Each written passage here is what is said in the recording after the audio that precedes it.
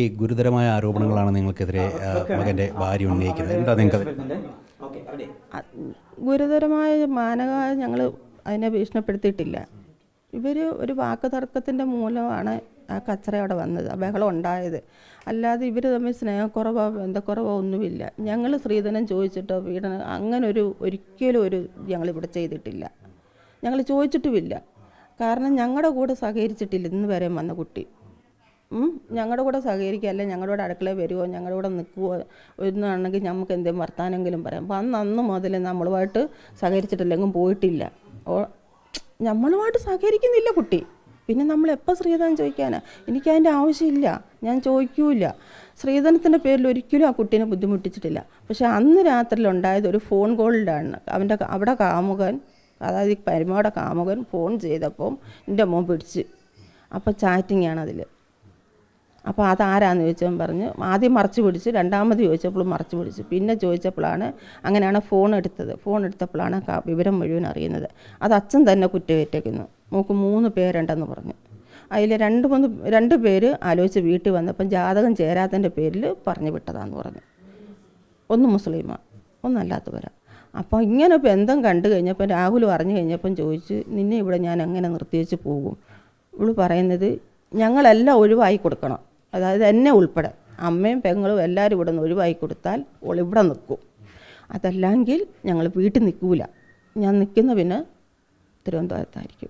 നിങ്ങൾ സ്ത്രീധനം ചോദിച്ച് പീഡിപ്പിച്ചതുകൊണ്ടാണെന്നാണ് അവർ പറയുന്നത്? ഒരിക്കലും അല്ല. ഞാനത് എവിടെ വേണമല്ലോ എന്ന് പറയാം. ഒരിക്കലും ഞങ്ങൾ സ്ത്രീധനം ചോദിച്ചിട്ടില്ല. ഇവിടെ മർദ്ദനമേൽക്കുന്ന സാഹചര്യം ഉണ്ടായിട്ടുണ്ടോ? മർദ്ദനമൊക്കെയെന്ന് പറഞ്ഞാൽ അന്ന് അടി നടന്നെന്നല്ലേ പറഞ്ഞത്. അങ്ങ് ഒന്നും തള്ളും മേളിലുണ്ടായെന്നല്ല അറിഞ്ഞു ഫോണിനെ തുടർന്ന്. അതാണ് അവിടെ ബഹളം വരാൻ കാരണം. അന്ന് വേറെയും കല്യാണത്തിന് പോയ കുട്ടികളല്ലേ. ഇവിടെ മേളിലൊരു കല്യാണമുണ്ട്, അതിന് പോയി വന്ന്. അത് കഴിഞ്ഞ് പിന്നെ ബീച്ചിലും പോയി വന്നതിന് ശേഷമാണ് പുലർച്ചയ്ക്കാണ് ഇതുണ്ടാവുന്നത്. അപ്പോൾ വന്ന് കിടന്നത് ഞങ്ങളും കാണുന്നില്ല. ഈ കഥവും തുറന്ന് കിടന്ന് ഗേറ്റും തുറന്ന് കിടക്കും. വണ്ടിമേലാണല്ലോ പോകുന്നത്. അപ്പം എനിക്ക് വയ്യാത്ത ഒരാളാണ്, എനിക്ക് നട്ടലിൻ്റെ പ്രശ്നമുണ്ട്, ഓപ്പറേഷൻ ചെയ്യണമെന്ന് പറഞ്ഞിരുന്ന ആളാണ്. അപ്പോൾ എനിക്ക് എപ്പോഴും അങ്ങോട്ടും ഇങ്ങോട്ടും നടക്കാനും എടുക്കാനും ഒന്നും കഴിയാത്തൊരു സാഹചര്യമാണ് എനിക്ക്. അപ്പം ഞാൻ വാതിൽ തുറന്നില്ല. അല്ല പിന്നെ ഇവളാണ് വരുന്നത്. പിന്നെ ഒരു മോനും ഒരു മോളും കിടക്കുന്ന റൂമിൽ നമ്മളെപ്പോഴും പോയി. ഇങ്ങനെ ബഹളമൊക്കെ കേട്ടിട്ട് നിങ്ങൾ നോക്കിയില്ല? അറിഞ്ഞില്ല. ഞങ്ങൾ അറിഞ്ഞാൽ ഞങ്ങൾ പോയി നോക്കും. തീർച്ചയായിട്ടും ഞാൻ പോയി നോക്കും.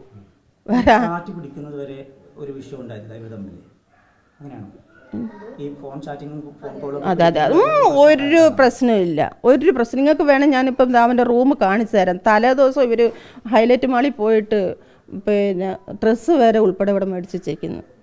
അവൾക്ക് വേണ്ടിയ സാധനങ്ങൾ ഫുള്ളും വാങ്ങി വെച്ചേക്കും. ഞാൻ വേണം റൂമിൽ തുറന്ന് കാണിച്ചു തരാം അവൾക്ക് മേടിച്ചു കൊടുത്ത സാധനങ്ങൾ.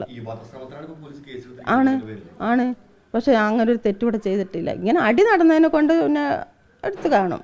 പക്ഷേ അല്ല, ഞങ്ങൾ സ്ത്രീധനം ചോദിച്ചിട്ട് ഒരിക്കലും ആ കുട്ടീനെ ബുദ്ധിമുട്ടിക്കുകയോ പിന്നെ ഞങ്ങൾ വേറൊരു കാര്യം പറഞ്ഞ് ബുദ്ധിമുട്ടിക്കുകയോ ഞാനും ഓളുമായിട്ട് കച്ചറ വഴക്കുണ്ടാകുമോ ഒരു സംഭവം ഇവിടെ ഉണ്ടായിട്ടില്ല. അത് പാടുണ്ടെന്ന് വെച്ചാൽ ഇവിടെ ചെറിയ മഴ ഞാൻ കണ്ടേക്കുന്നു, അല്ലാതെ ഞാൻ പാടും ഒന്നും കണ്ടിട്ടില്ല. മോൻ കൊണ്ടുപോയല്ലോ, മോൻ ആശുപത്രി കൊണ്ട് ചികിത്സ നേടിയതാണല്ലോ. അത് കഴിഞ്ഞാണ് ഇവിടെ കൊണ്ടിരുന്നത്. പക്ഷെ ഓന് വയലൻ്റ് ആയത് എന്നാന്ന് വെച്ചാൽ ഓനോട് അറിഞ്ഞ കാര്യം മറച്ചു വെച്ച് ഫോൺ കട്ട് ചെയ്യാൻ, അല്ല സിമ്മ് കട്ട് ചെയ്യാൻ, ബ്ലോക്ക് ചെയ്യാൻ പറഞ്ഞു. അത് ചെയ്യുന്നില്ല. പിന്നെ ചാറ്റിങ് ചെയ്യില്ലെന്ന് പറഞ്ഞു, അതും ചെയ്യില്ല. ഇവള് യാതൊരു കാരണവശാലും അതിനെ ഒഴിവാക്കാത്ത രീതിയിലാണ് കളിക്കുന്നത് മുഴുവൻ. രാഹുൽ എവിടെയുണ്ട്? രാഹുൽ എവിടെ ഉണ്ടെന്ന് ഇപ്പം എനിക്ക് കറക്റ്റ് പറയാൻ പറ്റുന്നില്ല. കാരണം വിളിച്ചിട്ട് കിട്ടുന്നില്ല. ഇപ്പോൾ പോയി? ഇന്നലെ ഉച്ച കഴിഞ്ഞാൽ പോയത്. ഭക്ഷണം കഴിച്ചതിന് ശേഷമാണ് ഇവിടെ നിന്ന് ഇറങ്ങിപ്പോകുന്നത്. വക്കീലിനെ കാണുമെന്ന് പറഞ്ഞാണ് പോകുന്നത്. പോയിട്ട് രാത്രി വരാമെന്ന് പറഞ്ഞാൽ പോയത്. പക്ഷെ ഇവിടെ നിന്ന് എങ്ങും പോയിട്ടൊന്നുമില്ല, ഇവിടെ തന്നെ ഉണ്ടാവും. പക്ഷേ ഇന്നലെ വന്നില്ല. വന്നു. ഇന്നലെ 2 പ്രാവശ്യം വന്നു. 2 പ്രാവശ്യം വന്നപ്പോഴും പിന്നെ പുറത്തേക്ക് പോയതാണ്. അപ്പം നമുക്ക് അങ്ങനെ കാണാൻ കഴിഞ്ഞില്ല. സംഭവം ഞങ്ങൾ അവർ പറയുന്ന പോലുള്ള ആരോപണമോ ഉന്നതോ ഒന്നുമില്ല. ഞങ്ങൾ സ്ത്രീധനം ചോദിച്ചാൽ ഒരിക്കലും ആ കുട്ടിയെ ഞങ്ങൾ ബുദ്ധിമുട്ടിച്ചിട്ടില്ല. ഇവരുടെ ഫോണിൻ്റെ പ്രശ്നമാണ്. അതുകൊണ്ടാണ് ഞങ്ങൾക്ക് പോയി നോക്കാൻ പറ്റുന്നത്. പെൺകുട്ടി പറഞ്ഞ മുഴുവൻ കള്ളമാണെന്നാണോ? പെൺകുട്ടി പറഞ്ഞിടത്തോളം കള്ളമാണ്. അങ്ങനല്ല, സ്ത്രീധനം ചോദിച്ചിട്ട് അവളെ ഞാൻ സമ്മതം ചെലുത്തി എൻ്റെ മോനോട് വഴക്കുണ്ടാക്കിയെന്ന് പറഞ്ഞു. അത് ഒരിക്കലും നടപടിയുള്ളതല്ല. കാരണം നടന്ന കാര്യമല്ല.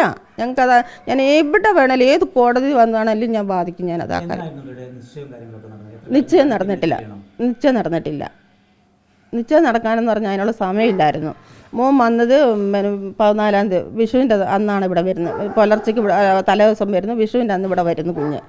വന്ന് വിഷു ഇവിടെ ആഘോഷിച്ച് കഴിഞ്ഞപ്പം പിന്നെ അത് കഴിഞ്ഞ് കുറച്ച് ദിവസം കഴിഞ്ഞപ്പോഴാണ് ഇവരുടെ വീട്ടിൽ നിന്ന് ആൾ വരുന്നത്. വീട്ടിൽ നിന്ന് ആൾ വന്നില്ല.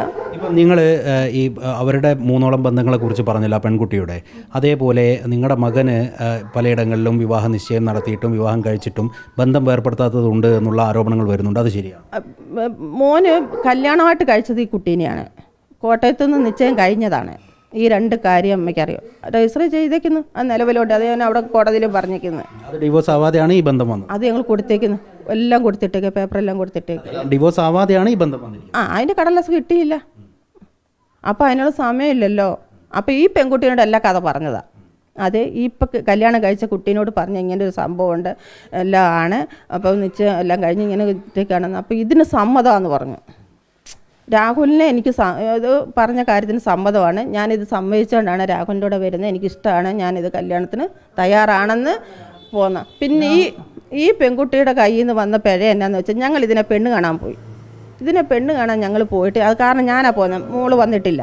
ഞാനും രാഹുലും 3-4 വേറെ ചെക്കന്മാരും കൂടെ എടുത്ത് വണ്ടിയിലാണ് ഇത്രയും ദൂരം അതിനെ കാറെടുത്ത് ഞങ്ങൾ പോയത്. പോയ സമയത്ത് ഞങ്ങൾ പെണ്ണ് കണ്ട് കഴിഞ്ഞപ്പോൾ ഞങ്ങൾ പിന്നെ അവിടെ ഒന്നും പറഞ്ഞില്ല, ഞങ്ങളിങ്ങ് പോരുന്നു. അങ്ങനെയാണ് ഉണ്ടായത്. അത് കഴിഞ്ഞപ്പോൾ എന്ത് ചെയ്തെന്നറിയാം, ഈ കൂടെ വന്ന ചെക്കന്മാരെ ഇവള് ചാറ്റിങ് തുടങ്ങി. അന്ന് മുതൽ ഈ കല്യാണത്തിന് ഈ രാഹുൽ വരുന്നതിന് തലേ ദിവസം വരെ ചാറ്റിക്കുന്നുണ്ട്. കാരണം രാഹുലിനെ എനിക്കിഷ്ടമാണ്, എനിക്ക് രാഹുലിനെ ഇഷ്ടമാണ്, എനിക്ക് രാഹുലിനെ വേണം, ഈ കല്യാണം നടത്തി തരണം, അതുകൊണ്ട് നിങ്ങളോട് പറയണമെന്ന് പറഞ്ഞതിൻ്റെ പേരിലാണ് 2ാമത് കല്യാണത്തിന് ഞങ്ങൾ നോക്കുന്നത്.